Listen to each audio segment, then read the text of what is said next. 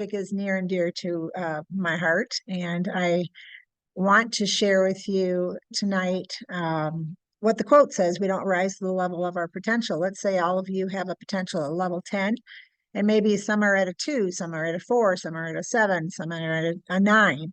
So what's the difference between the 2 and the 10 and the 5 and the 10 and the 7 and the 10? And that is the way we think, what we believe. And I work on this probably more than anything, and I'm so aware of it. I'm aware of how I think, and I'm aware of how I talk.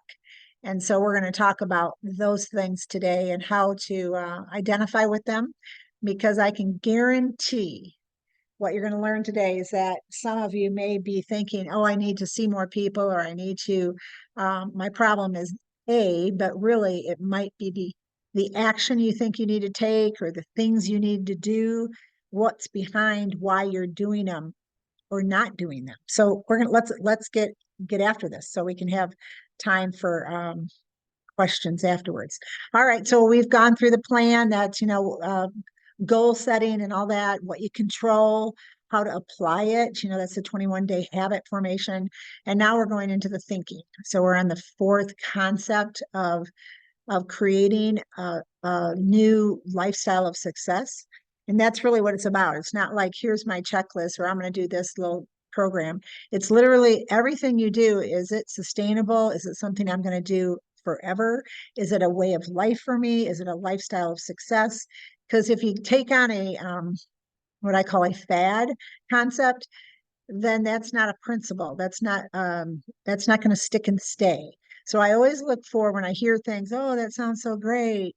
And then you hear it and it's like a wave that comes in from the ocean, and then it seeps out and it's gone. And then there's nothing but just the beach again. So you don't want to be riding those waves that come and go and come and go. You want to look for the things that are solid, real life, like the entire life, in every area of life. So whatever is applicable today, and that's why I'm always encouraging you to bring people that from every walk of life, every friend of yours, anybody that you're talking to about the business, because we really want to be more of a career focused and values based organization. So we want to help build careers for people. And Legal Shield is a career.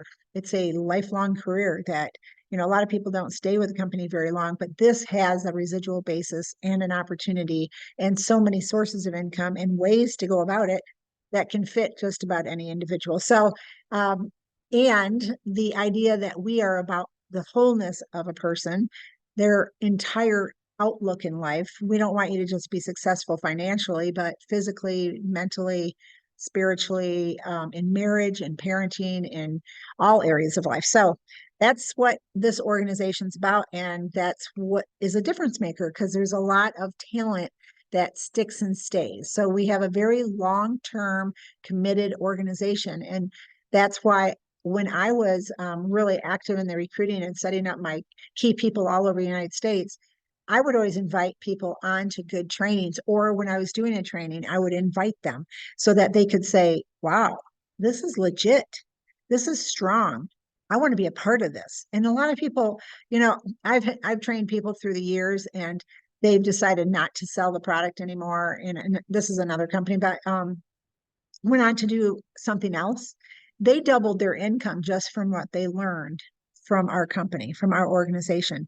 So what we teach, these principles that I'm talking about, business success principles, this friend of mine that's still 40 years ago friend, and to this day, she literally left, and what she used to make when she was in a career, she came into our business and was doing the business and decided to take on another job and went and doubled her income. So from the skill set that we teach. So this is really important. And just remember, next week, think about inviting some prospects and some people that you're talking to so they can legit see the big picture of what we do. All right. So whatsoever man thinks in his heart, your subconscious, so is he. Proverbs 23:7 says that. That means not whatsoever man thinks in his heart, he kind of is.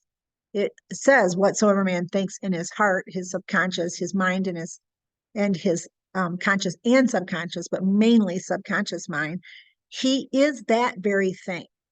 So if we don't like the outcome of our life and we don't like kind of some areas of our life, we have to ask ourselves, what are we thinking about ourselves in that area? And in this picture, you see a lion looking into he's a lion. His purpose to be a lion, his potential is a lion. But when he looks in the mirror, he sees a kitty cat. He sees something much weaker than what he really is, something much smaller than what he really is. So that's the question. When we look in the mirror, what do we see?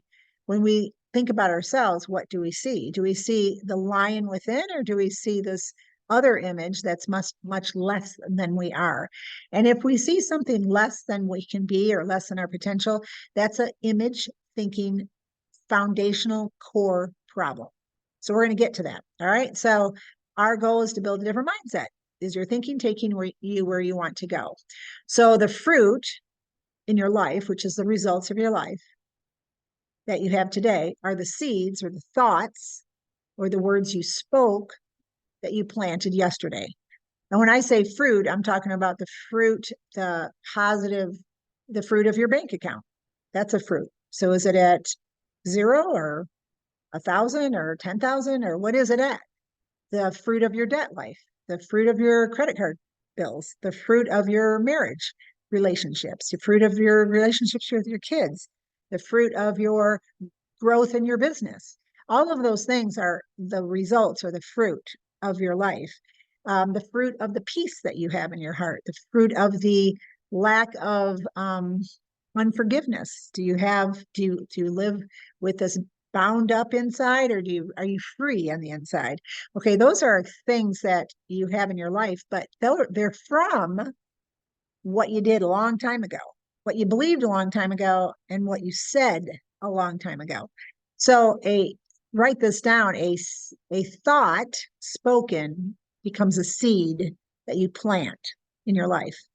So when you think something and then you speak it, it's literally activated out in the world. So a lot of times, if you don't like what you see in your life, you got to ask yourself what you said about your life. Things like, I can never do this. I'm always late.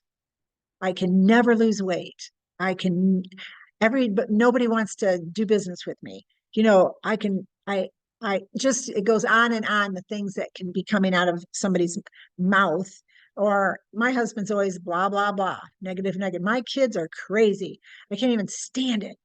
This world, oh my gosh, and you can go on and on. And the things you're speaking, if you could see a ticker tape of everything you say out of your mouth, and then you're like, wow, I don't want any of the things I say out of my mouth to come into fruition in my life, but yet you say them and they actually end up coming into reality in your life. And you're wondering, how do I have this life I don't want?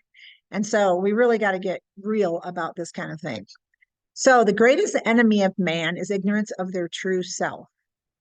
Truly, this is something, if you meditated on this night and day, that that people perish for lack of knowledge, meaning ignorance of their true abilities, their true self, their true purpose, their true destiny.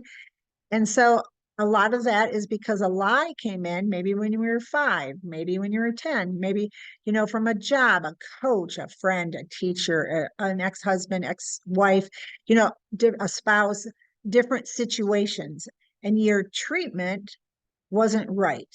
And that treatment became your identity, possibly. So those are a lot of things that happen to people, is that the treatment that they've been given becomes their identity. And then what happens is then they're treated that way continuously in the future. And I remember, like, Miles Monroe was just the greatest teacher, of just our mentor, and just so dear to our heart. And I can remember, on the racial thing. So he would say, he'd be getting on a plane and somebody would, this is back in the day, this whatever. So he was getting on a plane and he handed him the first class tickets, and the person looks at him and, are you sure these are the right seats? And he's like, so his attitude was like, rather than thinking that person was looking at him a certain way, he felt sorry for the person because he knew who he was. So he wasn't upset. He just thought they were ignorant. They were ignorant of his value. And I just love that about him. He wasn't swayed. He wasn't upset. He wasn't offended. He was just, wow, this person is ignorant. And he took that view of anyone who didn't understand his value, because he knew his value. And so when you expect everybody else to know your value, but they don't, you know, I've been in meetings in Legal Shield and as a woman, and some people don't understand the value. It's an interesting thing when you're with a lot of A-type men and they may not see your voice, and you can't hardly speak over some of them, like my husband's voice, and yet I still know my value. I don't care if they miss out on the wisdom I have to say. That's, that's too bad for them. But it's just, the thing is, if I keep looking at them as the problem, I see the situation of all people outside of myself. I can't control them. And goes back to a couple of weeks ago. So the greatest enemy is my own ignorance of my own self, because therein lies the answer to my freedom from ignorant people. And so you grow to the potential of what you know and what you believe. So what do I believe, and how do I overcome ignorance out there in the world?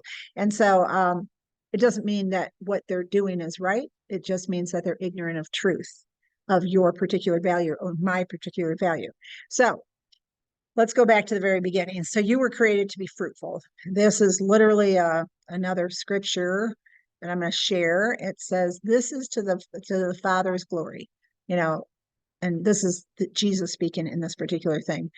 So Jesus, very smart, very wise, he says, "This is to the Father." Okay, the Father, God, here's his glory. And the glory of a life is to be fruitful. Some people think the glory is to be falling and squalling. I need you, I'm so terrible of a person and all this kind of stuff. It's craziness. But the word says the glory comes in a life that is fruitful. So why? Why is there such a big deal about being fruitful? So what's the purpose? Well, if you look at the seed here, this is the very beginning. Here's the seed. And so what's the purpose of that seed in the very beginning, right here? And that purpose you can see later in the development of that seed is this tree. Okay. But a tree without apples would just be a tree. So that's really not the purpose. The purpose is that that tree bears a fruit right there. All right. So the way it works is that the seed, when it is planted, has everything in it. Everything is in the seed that creates the fruit over here, which means the maker of a thing. And I want you to look around your room right now. I want you to look at the pen that you can hold in your hand, or the paper you're writing on, or the glass that you're drinking out of, and ask yourself, was this created? Was it created for a purpose? The Zoom that we're on was an idea somebody had. They created a concept called Zoom so all of us could be together tonight. So what if in the creator's mind for Zoom, they thought, I want to make this so it doesn't work. I want to make the Zoom company so it's unfruitful. So it has glitches and it doesn't work and people can't see and the PowerPoint doesn't go up and all this kind of stuff. No, that is ridiculous. Anybody who creates anything makes the thing to work and to be fruitful. And you can back up and say, okay, if I want a tree like on the slide, in this seed right here, I'm going to put everything inside the seed necessary for that tree to produce fruit. So the bark and the leaves and the branches and the color and the taste and the seeds and the root systems all inside the seed.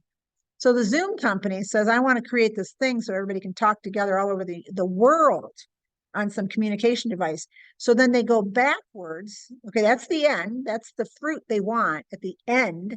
But in the beginning, the engineers put everything into the technology to create the end result that they want. And that's the same for you. There is not a single person on this call that was not created for absolute abundant fruit to come out of your life in your way. Now, if I'm a lemon tree and you're an apple tree, be happy you're an apple tree. Just be apples. produce those apples. I'm going to produce lemons, and you're not going to look at my lemons, and I'm not going to look at your apples, because the world needs my lemons, and I'm going to be what I'm meant to be.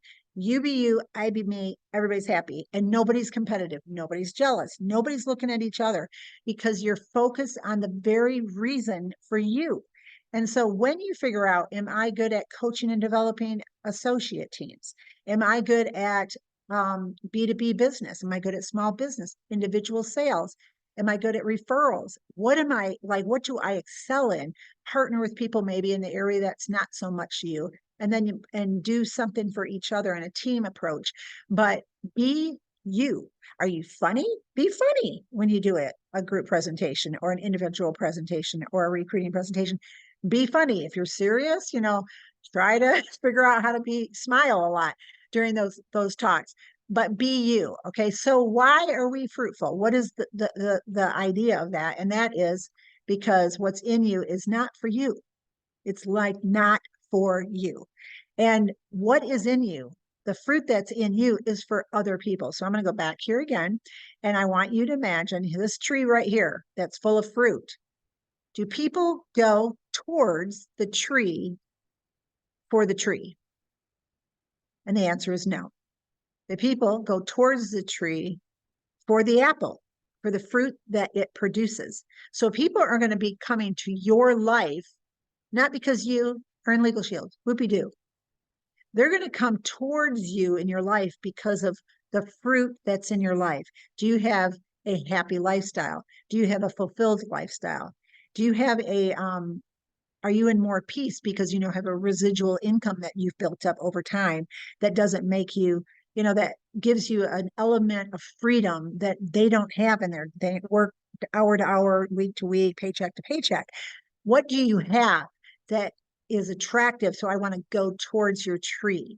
What is the fruit coming off of you? So those are the kind of things that you want to ask yourself. And if you and develop that fruit, develop that, and that's called the law of attraction. So if I'm hungry, I'm going to go towards the tree. But if I'm not, if that tree doesn't have anything, if that tree was bare like this one, if it was here, okay, it had only developed to this part right here, it didn't have any fruit on it, then I wouldn't be approaching it if I'm hungry. So if I'm somebody out there and I need extra income, or I need to be protected, and I don't even know, or I don't see any fruit on your tree, woo, I don't see nothing. I don't see anything coming out of your mouth that's attractive. I don't see anything coming out of in your life that's attractive. I'm not going to go towards that tree because the tree doesn't show me any fruit. And so people are watching you all the time, and you got to remember that. But your focus isn't being fruitful for them. Your focus is just being fruitful for who made you. In the Zoom call, this Zoom technology, the more that they created something of value and focused on their product to fulfill its purpose, the more people are coming towards Zoom because it does what it says. It has something to offer. It has a lot of benefits. And so Zoom just, it grew off the charts, right? And so that's kind of how you have to think about your business and your success in your life. It's going to be fruitful, and then people are going to come onto you. All right, so they're going to want that fruit that you offer. So results are not a reflection of your potential. They're a reflection of your awareness. Are you aware of how good you are? Are you aware of what's in you? Do you know what's in you? And so let's take a look. Here's a story of, oh, what's the name of the show? Anyways, this is a movie. I had it this morning. I looked it up. Anyways, Man in the Iron Mask. That's it. So is your potential due to wrong thinking, or is your potential, I can't even see that. What's the title say? Because the thing's in the way. Is it trapped in wrong thinking? Right. Okay, so this is the story of two boys that were born to a really great king. Well, as the boys grew up, and the one on the right here in the picture, this one right here is the evil boy. He came out second. So this one right here is the firstborn child of the twins. They were twins. And this one here wanted the throne. He wanted to be king. So he locked up the brother and put an iron mask on him. So the brother, who was really the king, was locked up and in a castle that nobody knew about for years. And he'd feed them through an open door, but nobody knew that this boy existed. They thought he had passed. And so years go by and years go by, and he's growing up and he doesn't know who he is. He's in an iron mask. He's in a little castle with a room with a mat and just, you know, in a dungeon year after year after year after year. And then this evil king that doesn't care about the people is running the what do you call city back then or whatever. So the kingdom, his kingdom, terrible leader, terrible to the people. All the wrong things are happening for him, and his soldiers are like, what can we do? And they stumble across this guy locked up in this chamber. And so they're like, who is this? They take off his mask, and his hair is grown all over his face and stuff. And he's like an animal because he doesn't know how to do anything.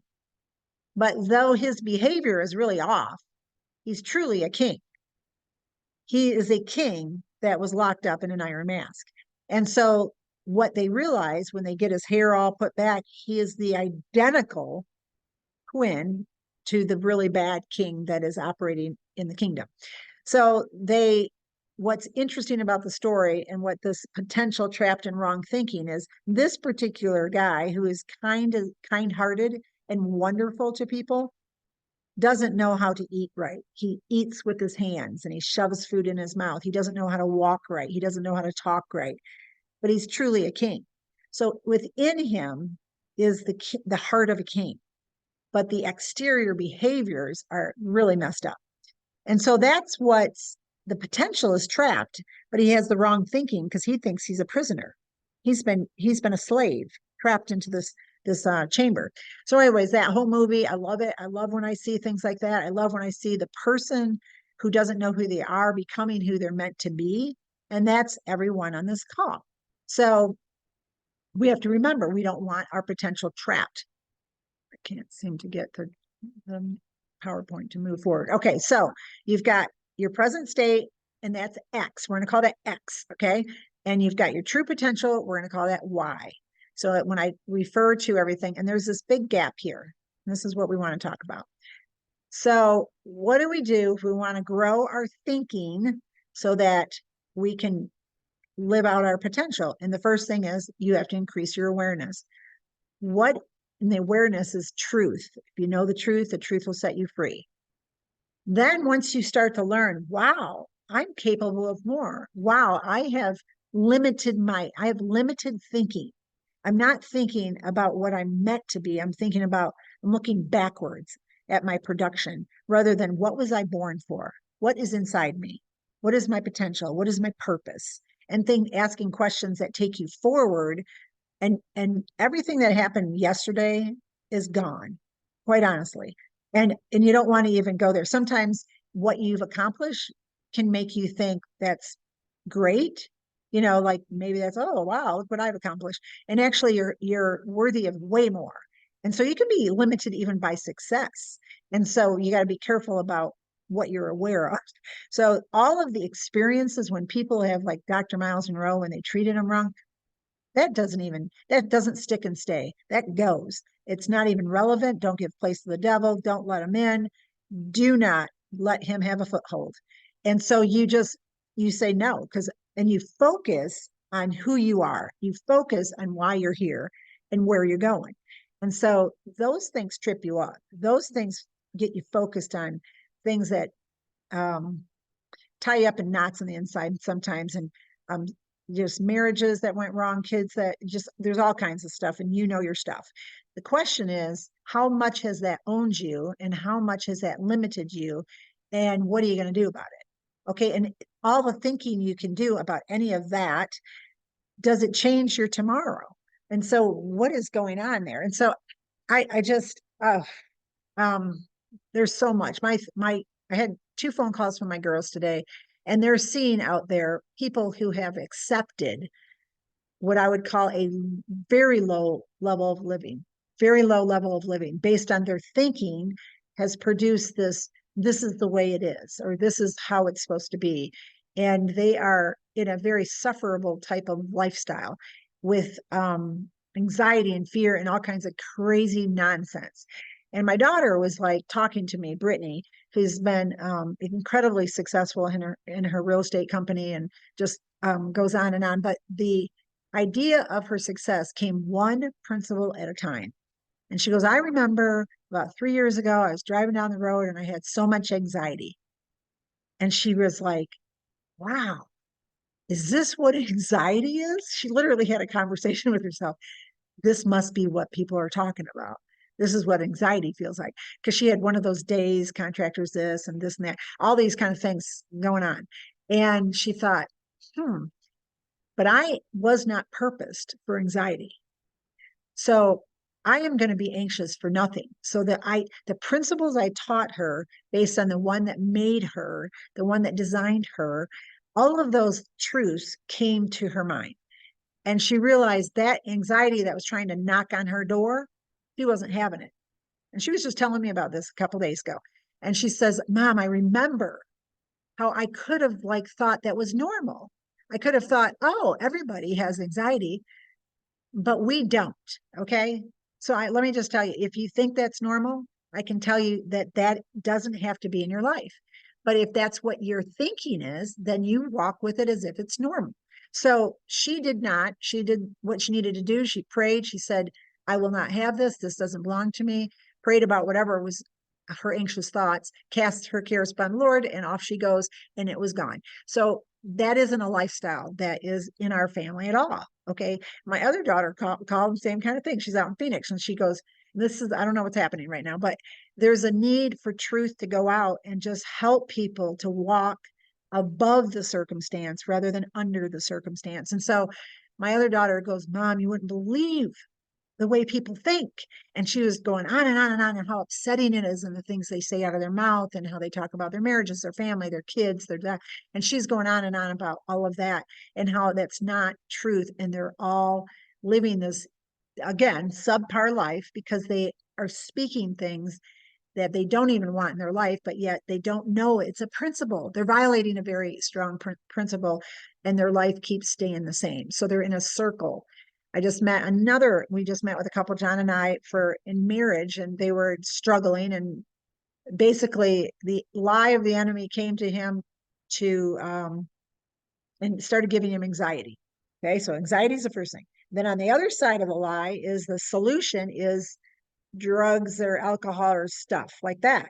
And so you've got the lie starts with, oh my gosh, here's this thing, and now the pressure. And then the other lie comes as a solution. So one lie brings a problem and lie brings a solution. And if you don't know that these are lies, then you receive them, live them, and you have this messed up circle going on.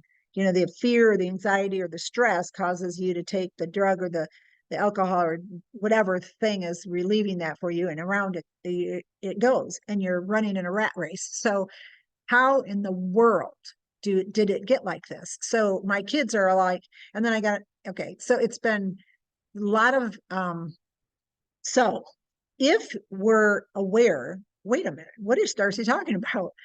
I am identifying with some of those things and those aren't normal. No, they're not normal. So the next part is you're going to get uncomfortable to have to walk out of what you think is normal or maybe what has been in your life for a long time. So it's going to be weird. It's going to be different. But there's freedom on this other side because eventually what is not normal that you've walked in as normal, you go through this uncomfortable stage. And on the other side is the new normal, which is actually normal. It's how God created your life and to be stress free and all that kind of stuff. So, um, let's talk about that. So this is a picture of kind of how it looks. And over here is what you achieve in life. Okay, these are your results. And then over here is your actions. Results don't just happen. Results are what you do. So these are the actions and the behaviors you take. And this is what we see. See this tree that's above the ground. So everybody can see that tree. Everybody can see your actions, your behaviors. And in Legal Shield, I have noticed all the coaching people that are out there in other organizations, they're always coaching this, actions and behaviors. And I can guarantee you that is not what is going to change a person. You need to do more. You need to do more. You need to get more people in the meeting. You need to get more people on the calls. You need to do more calls. You need to do this more, more, more, more, more. And they're always talking about the action. I am always asking the question, why down here? Why? What is in their programming? What is in their emotions, their feelings and attitudes, and how are they processing their decisions to do or not do an action over here? Because if I don't fix this processing plant down here in the root system, nobody sees this. They only see this. And so they go after the actions and behaviors. And that's how they coach people, do more and more and more. But I want to know, why are you not doing the activity that you know you need to do? Why, do you not believe in something? Why are you not recruiting? Okay, so I could tell you story after story of somebody who wasn't recruiting and how I went through questions, and it all came back to an attitude and a belief system in their mind that basically had a view of recruiting that wasn't a positive view. And I had to reshape that. Once it was reshaped and their belief system they understood the purpose of recruiting, off they went. And it was amazing. I've had people that wouldn't call on, they were calling on customers, they were sharing, they were going to networking groups, so excited, and all of a sudden, bam, activity stops. So if I said, do more, do more, do more, that's not going to change them. I went right to, what are you thinking about? What are you believing? What are you feeling? What is these two things? The mind and the emotions are the biggest ones. Okay, so what are you feeling? What are you believing about the situation that has stopped your doing? And so you kind of go there and you start asking questions, and you find out Brielle was one of them, man. She was just like, bam, she just stopped, seeing people about 4 months into the business. And she stopped seeing people because, or maybe it was 5 months. But anyways, she was like going all over and all these networking. And then I saw her stop. And I'm like, what's going on? And it was because she had seen some other people that don't approach the business professionally, and she didn't want to be associated with that behavior. So she was like, Mom, what if they think I'm like that, like one of those people? And I go, well, are you one of those people? And she's like, no. And I said, so what if, so you ask questions, I'm working on this right here, programming. I said, so if you know somebody needs the service and protection, but you don't share it with them because you're thinking about other Legal Shield associates that are unprofessional in the marketplace and not wanting to be associated with those people, how do you feel? Okay, changing her view, her perspective. How do you feel about the person that now has not heard the story of our product or opportunity? And she was like, I don't feel good at all. And I said, okay, so what you was in your mind was more focused on not, these other people in the market, but what do they have to do with you? You aren't like that, are you? And I said, so maybe they're commission marketing people, but you're a mission marketing person. So focus on your mission. And then the thing was, if you go, some people go, oh, I'm not making any presentations. I'm not making any presentations. So I said, okay, let's go back to your mindset, belief system about a presentation. And the fear is they could say no. I'm like, oh, so they could say no. That's your belief system. That's your fear. And that's driving your feelings. So here you have fear. Mindset is people say no, or they think I'm pushy. I don't want to be pushy.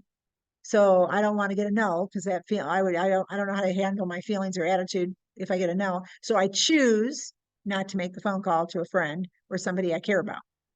So that choice, then the action is no activity. Somebody gets started in your business, so excited about the product, doesn't call a single person. And you say, oh, you got to call people. You call them up, and still the next week, nothing. Next week, nothing.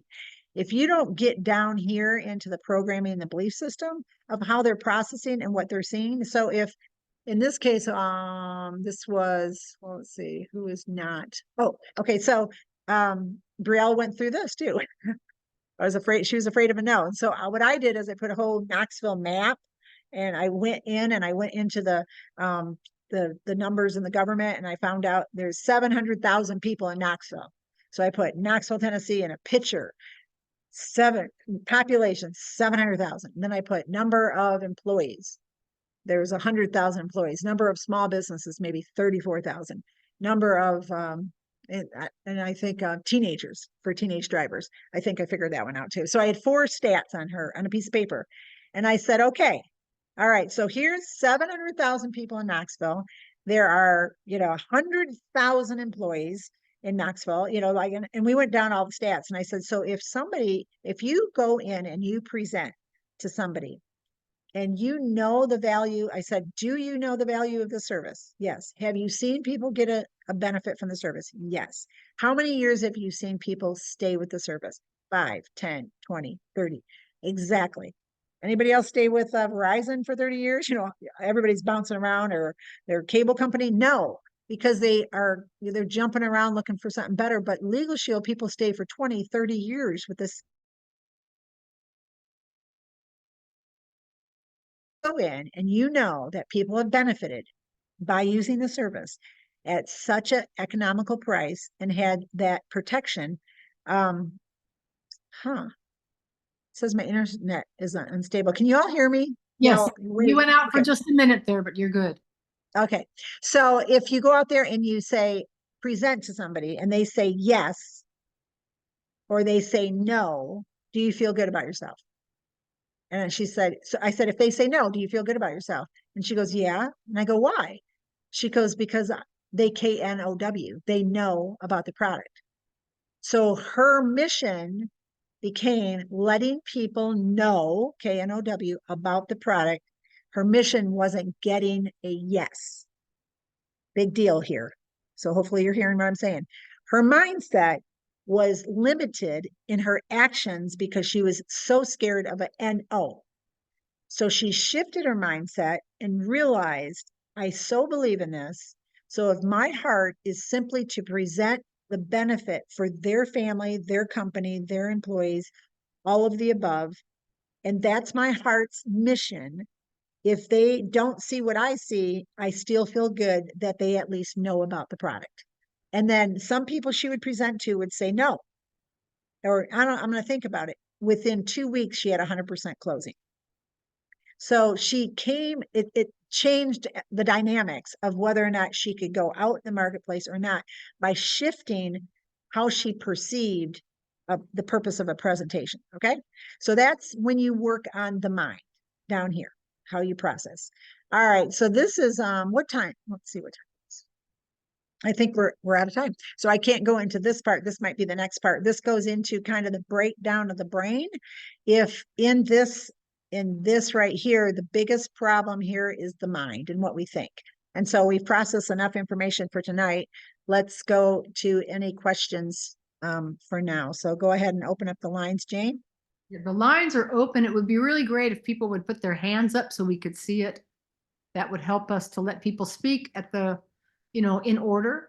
But while we're waiting for people to put their hands up, Darcy, that just what you said at the end, they're so important. When I was new in the company, I was afraid to open my mouth at one point to a man that had a business, and I thought I really should talk to him. He could use the services, and I didn't. And a year later, he was sued for $70,000 and he lost his business. And I'll never know if I could have helped him or not because I didn't open my mouth. Right. KNOW. That's the heart of everyone on this team. I want them to, that's all you need to do. Go out there. And if that's what they hear and feel when you're presenting to them, they will refer you. You will become a safe person to refer. If you're pushy and kind of bossy and kind of like more about yourself and your commission and desperate, all of those things, those emotions coming out, they're going to pick it up. And do you want somebody coming to present something to you like that? So be what you want when you're talking to somebody. You want somebody thinking about what's best for you. Period. End of story. So that's what we want to do when we're going out helping people. Thanks for sharing that, Jane. Yeah, So I don't know. hands up. We'd love to hear some. I know there have to be questions. Anybody have a story of how that the way they changed their mind or perspective and it helped change their business? How about that? I see Brenda Daniels unmuted. Right. Great. Thank you so much, Darcy. I have a question and Okay. totally get it what you just said. I also know that I've been taught to mirror match, like I heard you say, be happy, be yourself, blah, blah, blah. Is that me talking to myself or when I'm with others doing a presentation or if I'm a one-on-one to mirror match that person? Because I'm very excitable, etc., an extrovert, and then I could be on that sit down with one-on-one, and that I could like make that person run away because I am being myself. Yeah,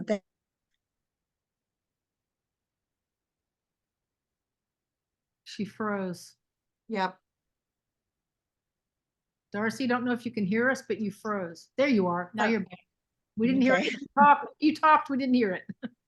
All right. So, absolutely, there's some psychology behind that mirroring concept because if somebody's very rigid, then you don't want to be too excitable because their mind doesn't even track with you.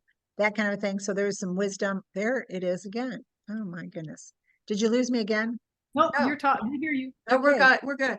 It's coming up. My internet is unstable. That's something. So anyways, so what I mean is going back 30 years, my mentors made 25, one's made 120 million and the other one's like 30 million or something like that. So anyways, um, I was in my first probably month or two of the business and I'm calling somebody who was the president of a bank actually. And I'm really nervous and I'm on the phone. And I'm like, "Hello, Mr. Willie. This is Darcy Hoffman, and I have this opportunity, and I'm having a meeting, and and I think that you might be interested." And I was just so like ridiculously nervous. Now, this president of a bank had asked me to be a business partner before, so he knows that when I get into something, and I did say that, you know how I get into things and I find out things that are really good, and well, I found something, and I thought you might be interested, that kind of thing. So I'm saying that, but I'm like talking kind of nervous. I hang up the phone and my mentor says to me, she goes, what were you thinking about when you were on the phone? And I said, I was thinking that when I called him, he would be thinking that I'm trying to sell him something. And she said, then just tell him what you're thinking. And I go, what? I can tell him what I'm thinking? Like, hello, Mr. Willie, this is Darcy. I really, you know how I had that one company and it went really successful. I found another product that I think is going to be as successful. And you saw the success of my first company. So I thought of you, but I just don't want you to think I'm calling you to sell you something. I really want you to take a look at something because it might be something good for you. And I could say it like that. But I can actually say, I was really scared to call you, Mr. Willie, because I didn't want you to think I was trying to sell you something. But I just know that you knew my success with my first company, and I thought you'd be interested in knowing about it, what I'm doing now. And he said, yes, I want to come. And he came and took a look. So that's what happened there. But when she told me I could say that I was scared to call him, that's what I mean about being yourself. That's honesty. That's like you're just being you. Now, being silly and you're with somebody that's more serious, that's a more of a, you do need to mirror yourself a little bit and restrain yourself and be a professional. But my, my ability, that statement that she made me for Darcy Hoffman to be myself and be honest with the person and not try to be the professional salesperson, because that's like weird to me. And I feel like I'm a fake. It feels fake to me. Okay. So that's me. I just got to be real. And so that was being real to that president of the bank guys. And I thought, I'm free. I can be me, not silly and crazy in the midst of a presentation, but I can at least have integrity to who I am when I'm talking to somebody. So that's kind of what I meant by that. But that Got was a it. good. Thank you. Well, You're Thank you, welcome. Darcy. we have Carlos Bird has his hand up. Hi, Carlos. Hello, how are you? Good. Great training. I appreciate what you shared, and I just wanted to share my story as far as speaking. I know when we first got started in the business, my background is at Ford Motor Company, so I had no speaking experience at all. And we used to have to get up and share our testimony. And I would be so nervous. Sometimes I would forget what to say. And I knew my testimony, but I was really, really nervous. So one of the events, I saw a young man do a flawless identity theft presentation. I wanted to learn that so bad that I got up enough nerve and I took a Toastmasters class. And that helped me tremendously to get me over that fear of speaking in front of people. And long as I knew what I was speaking about, or as long as you know what you're talking about, you can talk in front of anybody. And that's what I've learned from that. So that's Thank you. facing your fear. Absolutely. Way to go, Carlos. If I have something I am struggling with, I go straight forward at it. So what you did is you had a fear, you took the class, you overcame the fear, get her done from the South, from somebody in the South, get her done. Just go after it. Let it know it's not the boss of you. So the emotions, slap your emotions and say, you're not bossing me around. I'm afraid to speak. So guess what I'm going to do to you, self? I'm going to take as Toastmaster and I'm going to get in front of people every day until I'm not afraid.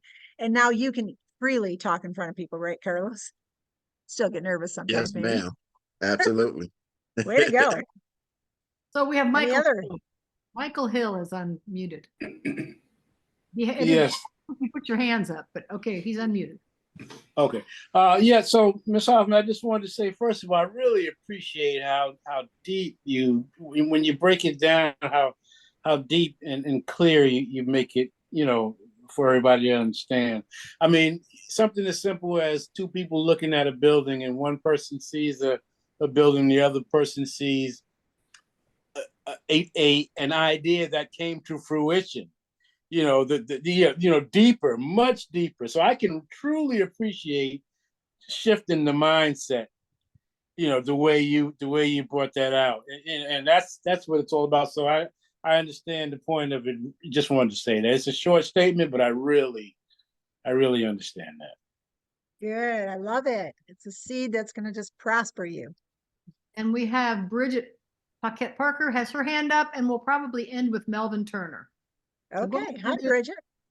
Hi, Darcy. You were wonderful as usual. I have a quick question though. The one little girl that's got her apple and handing it out to the man. Can you just put that screen up alone, Darcy? Because I want to take a picture of it for my daughter. Right. Oh, wrong one. And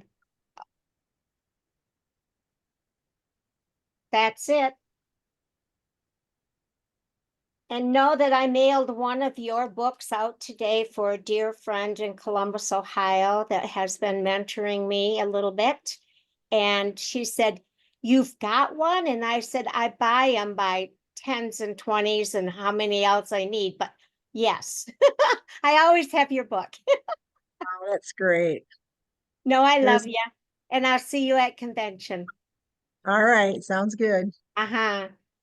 I think Speaking of that, convention, Darcy, is there a breakout yet for the convention? yeah, it's, Okay. Sunday.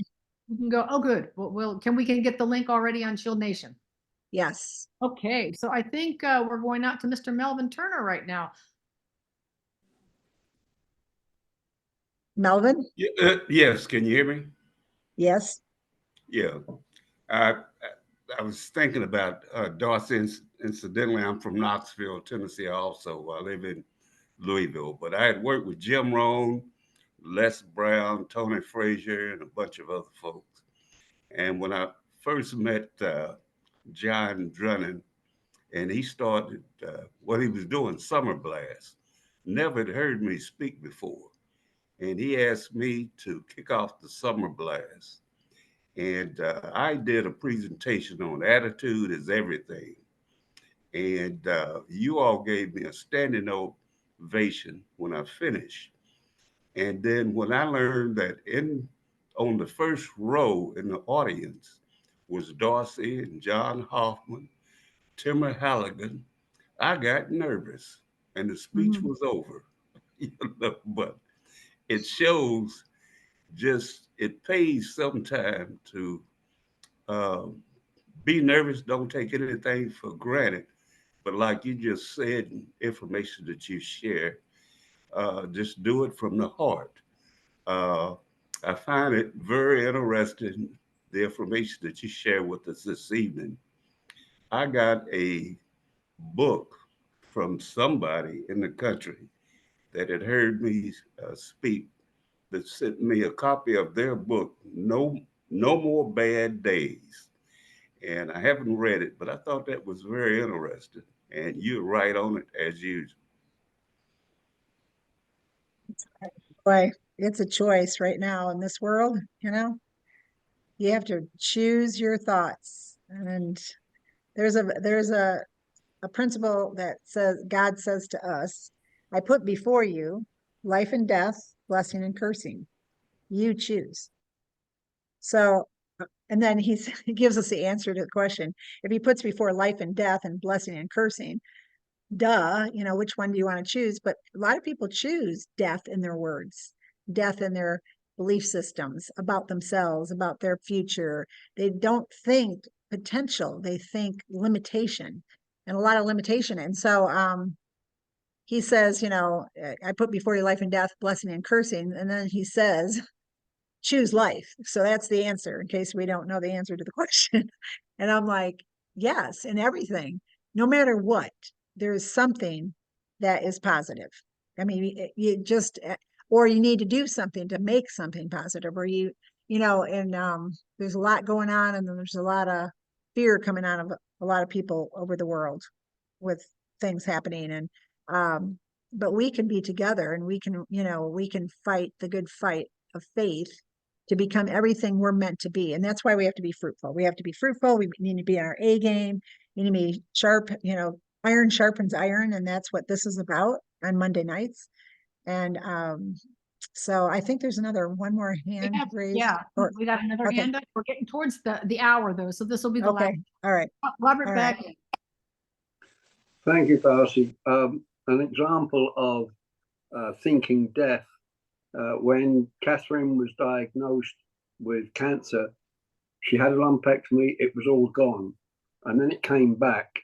And when she was told that it was an aggressive breast cancer that was spreading on her skin, her immediate thought was that she was going to die in weeks. I talked with her, we changed her attitude. But I realized after 4 years that that attitude never really changed. That she had decided that that was going to be her death, and it was.